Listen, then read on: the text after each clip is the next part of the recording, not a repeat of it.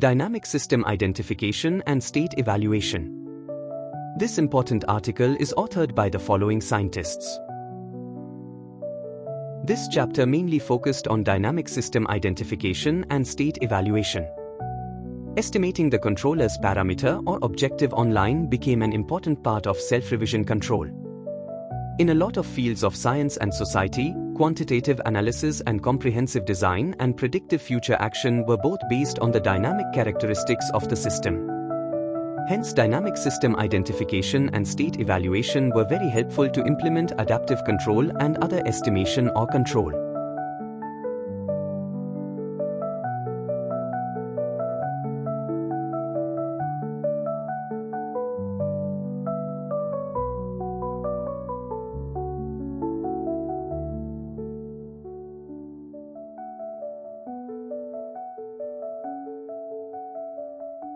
Thank you for watching this video. Please subscribe to our channel BP International to watch more videos in the fields of science, technology and medicine.